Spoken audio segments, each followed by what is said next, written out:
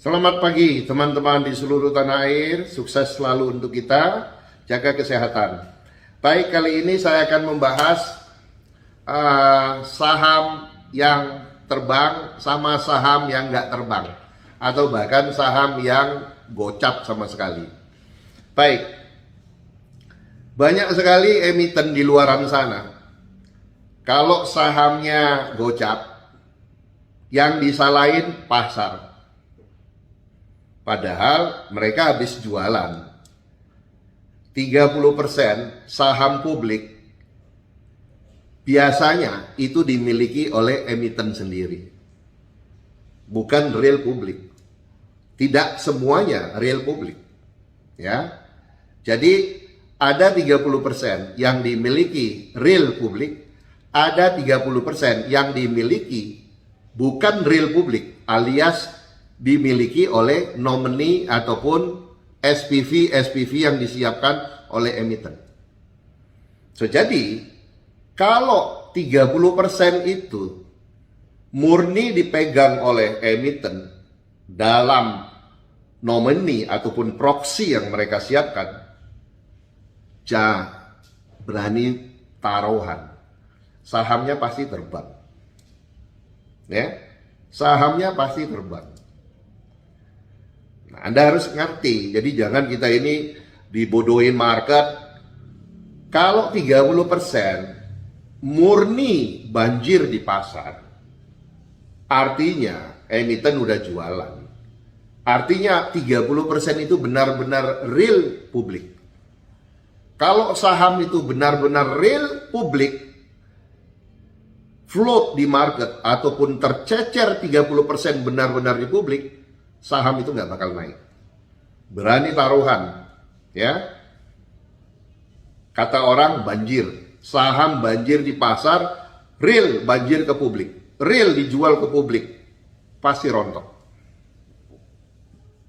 Nah, jadi jangan ngomong bahwa saham ini tidak naik karena bandarnya nggak capable, karena bandarnya nggak pinter. Banyaklah ngomongnya kayak gitu. Padahal dia lupa 30% saham itu udah banjir di pasar. Kalau saham banjir di pasar 30%, pasti rontok. Pasti rontok. Nggak mungkin nggak rontok. Tapi kalau dia naik, berarti saham itu dikuasai oleh friendly party lah.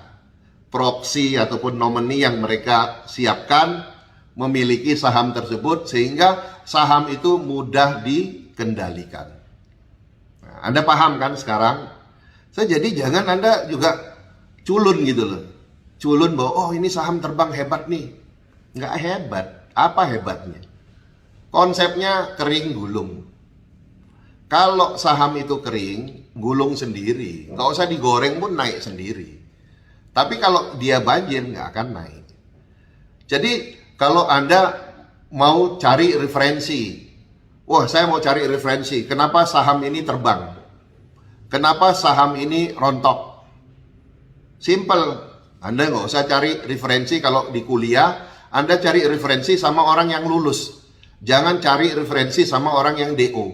Kalau Anda ke universitas tertentu, cari referensi sama orang yang DO, yang disalahin apa? Kampusnya.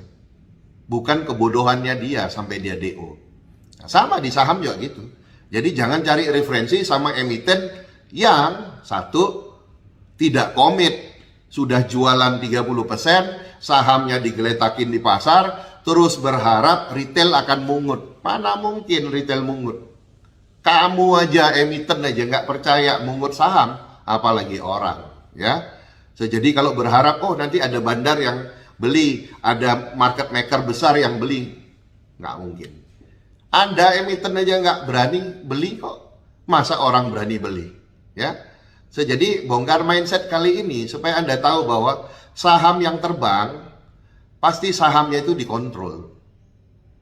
Saham yang nggak terbang pasti sahamnya itu digeletakin, tidak diurus lagi, tidak dipungut lagi, makanya dia geletak. Oke? Saya rasa Anda sudah mengerti maksud saya. supaya Anda tidak salah mengartikan saham yang terbang sama saham yang nggak terbang.